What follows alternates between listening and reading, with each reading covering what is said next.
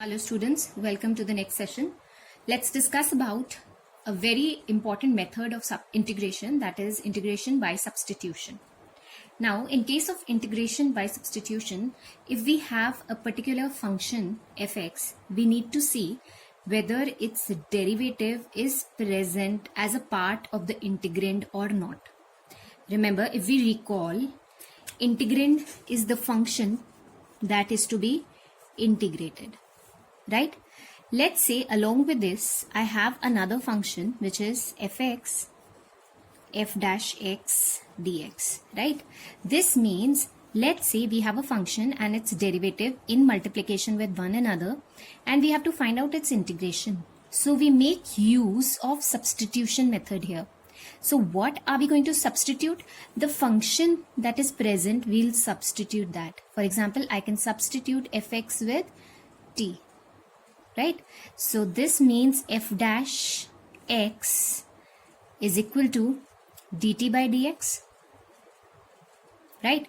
So what have we done? We have taken this function simply and represented it or put it equal to t, and then the second step is we differentiate. This is the method of substitution. So if we have a particular function and its differentiation as a part of the integrand, we make use of the method of substitution of integration, right? Now, this particular differentiation usually must be present in the denominator along with the dx, right? Whereas a function may be present whether in the denominator or in a numerator, or probably we have to convert a function in such a way that its differentiation always is present as a part of the numerator, right? As we go through this particular exercise, each and every question here is important. Each and every question has to be done with a logic in mind, right? So we have some, very commonly used integrals here. Let's say we are not aware of the integration of tan x dx, right? So we don't know such a function whose integration is tan x, right? So with the help of substitution, I'll just show you quickly how you can arrive at its integration. So tan x can be written as sin x upon cos x dx, right?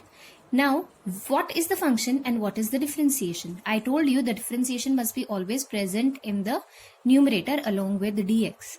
So if I substitute cos x with t, so cos x, if I take it equal to t, so what is the differentiation of cos x? Differentiation of cos x is minus sin x is equal to dt by dx, or by cross multiplication we get minus sin x dx is equal to dt. So we can substitute this entire sin x with what? Minus of dt. And what is present here? It's 1 upon t. So if I take minus sign outside, remember 1 upon t dt. Which function has its differentiation as 1 upon t? It is logarithmic function. So we have minus log of t plus c. Right? Now minus log t was substituted as cos x. So either I can write its integration of tan x as minus log of cos x, right? Or in the books, it's also log of secant x. So how do we arrive at secant x? Since we don't have anything here, I can take a 0, right? Now, what is 0 in terms of log? It's log 1 is minus log of cos x plus c. 0 is the value of log 1, right? Now, log a minus log b can be written as log of a upon b, so that is 1 upon cos x, or simply that is log of secant x. So either of the two can be used as the integrals of tan x, that is either it is minus log of cos x or it is log of secant x. Both are correct. Likewise, we can go with cot x dx. Simply cot x can be written as cos x upon sin x, and then we can carry on with the substitution and arrive at this particular integration. Right? So in the exercises to come, we'll be directly using this as an answer for certain integrations. Then we have secant x dx, right? Now secant x, if I have to convert it into a simpler form, I can write 1 upon cos x. But then again, the question is, what will be substituted, because you don't have a function and its derivative in that case, right? So what we do is, we multiply and divide this particular function with secant x plus tan x, right? Now, secant x, this becomes secant square x, and this becomes secant x tan x upon secant x plus tan x dx. Now what can be substituted? Remember, it will be the function secant x plus tan x is equal to t. As we can see directly that its differentiation is present in the numerator. So we have secant x is secant x tan x, and tan x is secant square x is equal to dt upon dx. So instead of this dx cross multiply, I can write this as dt, and this is 1 upon t. So it's log of t, and I write log of t directly as secant x plus tan x plus c, right? So integration of secant x is, remember, it's log of secant x plus tan x. We can also use it as a result. Okay. Likewise, we have we can find it out for cosecant x cot x, right? So we have cosecant x as integration of cosecant x dx will be log of cosecant x minus cot x plus c, right? Only the difference will be in the minus sign over here. So we will multiply and divide it by cosecant x minus cot x, open the brackets, substitute, and we can find out this integration, right? So these were some important results that will be used later on, or probably in this exercise only. So we start with the very first question of 7.2, 2x upon 1 plus x square. Another important thing I would like to tell you, for example, we have a function fx, let's say it is in the form of f dash x upon fx dx. That is, we have a differentiation of a function divided by the function itself, and we are supposed to find out its integration. So remember, if I will be using substitution, right? So I know that the function is in the denominator and its differentiation is in the denominator. So it has to be that its integration would be log of the function plus c, right? So what do we have? We have the function in the denominator and its derivative in the numerator. So we can directly write the integration as log of fx plus c. Moving on, integration of 2x upon 1 plus x square, right? Take 1 plus x square equal to t. In these substitution, you will be having certain hints, right? So certain hints would be, for example, what you have to substitute probably will be in an under root sign, or it will be in brackets, right? So looking at the question, you can easily judge that, you know, what has to be taken as the function and what has to be substituted with t, right? Now, if I take integration of, differentiation of this, differentiation of 1 is 0, differentiation of x square is 2x dx is equal to dt. So we have dt 1 upon t. So what are we having? Again, we are having a function in the numerator, in the denominator, and its derivative in the numerator, right? So this becomes log of t plus c, or simply this becomes log of 1 plus x square plus c. I hope that's clear. Moving on to the next question, log of x whole square upon x. Now we have this particular indication, a hint that what has to be substituted. Simply we can substitute log x with t. So 1 upon x dx becomes dt. So put an integration sign. Here we have t square, and 1 upon x dx can be substituted with dt. Right? So this becomes t cube upon 3 plus c, or log of x cube upon 3 plus c, this way. Okay. Now, let's move on to the next question. Now the problem arises looking at the log question, that how are we going to actually, do the integration where we cannot apply any rule, just as in case of differentiation, but go step by step, right? How? I can take x common here. So this becomes 1 plus log x.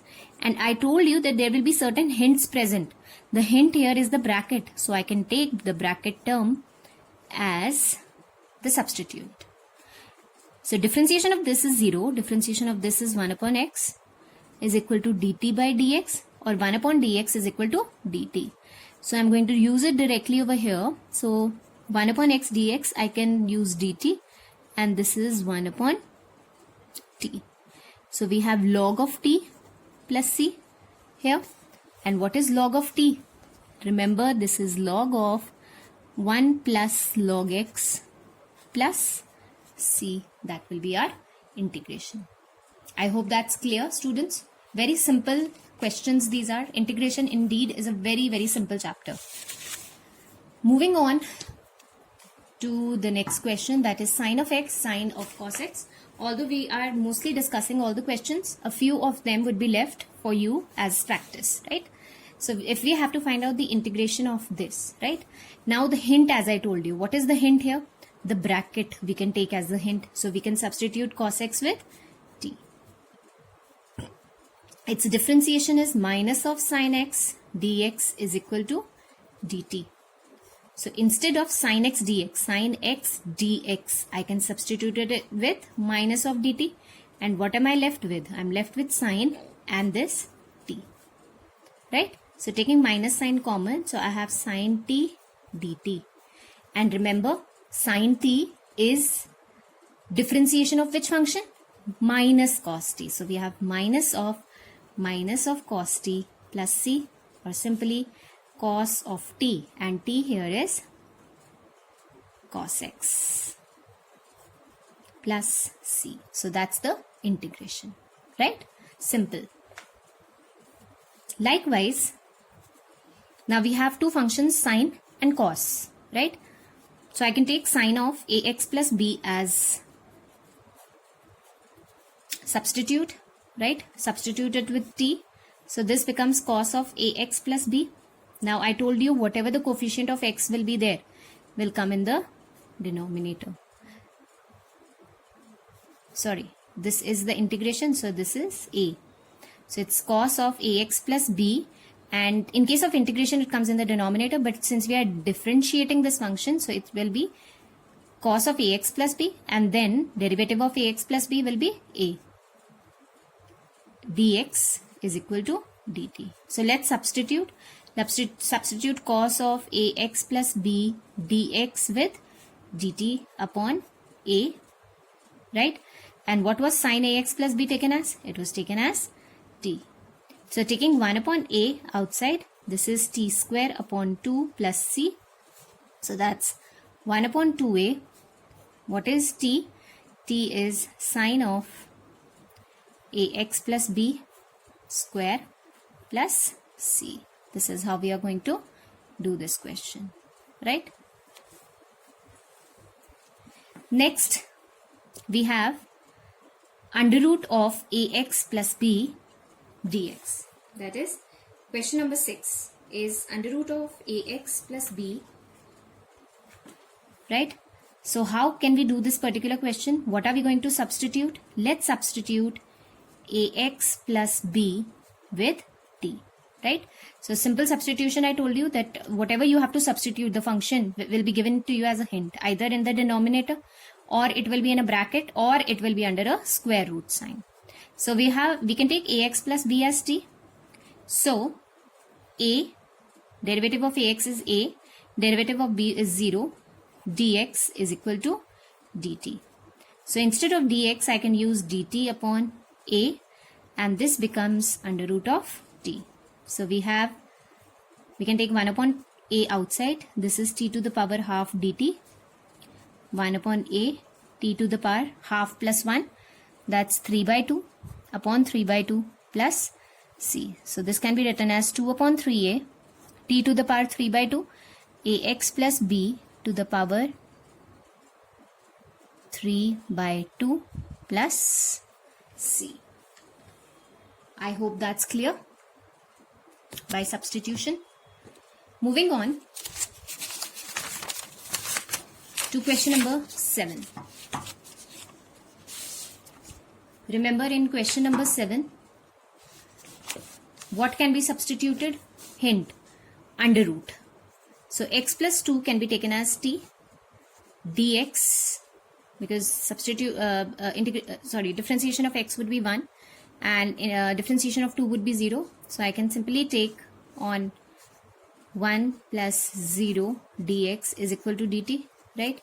So instead of dx, I have dt here, right?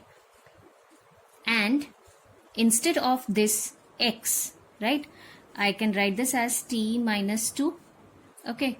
And this can be written as under root of t, right?